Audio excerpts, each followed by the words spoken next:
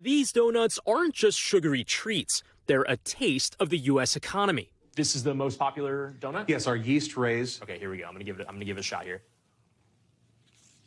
That is fresh.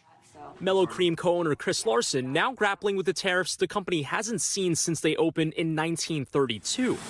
The Trump administration's 19% tariff on Indonesia, making the palm oil they use to fry donuts a lot more expensive. It used to be closer to like $2,000 to $2,100 weekly. Now it's going to move up to $4,200. For the exact same product. For the exact same product. Among those taking notice, the Federal Reserve, which steers interest rates to steady the U.S. economy. It's led by a Fed chair, currently Jay Powell. But there are also 12 regional reserve banks. Mel-O-Cream sits in the Federal Reserve Bank of Chicago's region. The president of the Chicago Fed, Austan Goolsbee, who's making a visit. They spend 2 minutes frying. Showing him the palm oil that's now a lot pricier. We actually consume 2.2 million pounds of this. On the average, this increase of tariff is going to cost this business about $175,000 annually additional than what we're paying now. Larson says one thing that would help, lower interest rates to finance equipment that would make his process more efficient. What affects our decision at the moment is interest rates, is what is the cost of the capital, because you're talking $1 million. Goolsbee is one of 12 people in the nation who get to decide on interest rates. Recent data showed fewer than expected job gains earlier this summer, as well as inflation displaying early signs of tariffs. What does that tell you about the next move the Fed needs to make? I usually don't like tying our hands if we've got a bunch of important data still to come before the next meeting. Let's get a few months of data before we make any conclusions. The hardest thing that the Fed ever has to do is get the timing right at moments of transition. Markets are pricing in a September rate cut. People who are running businesses are saying, hey, a rate cut would help. What's your response to that?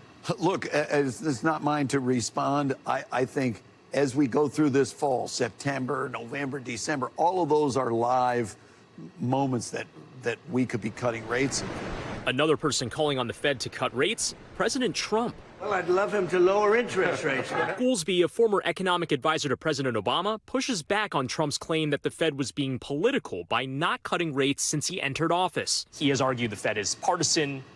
What's your response to that? When you join the Fed, you're kind of out of the partisan election business. So I'm not going to engage in the scrum. For chocolate. Donuts like these giving those with the keys to the economy a fresh, real-time look as they decide on rates. Places like this factory are going to inform that decision because you can see them right away. All right, Brian Cheung joins us tonight live from New York. So, Brian, with the disappointing jobs report, you still have sky-high inflation and now pressure from business owners.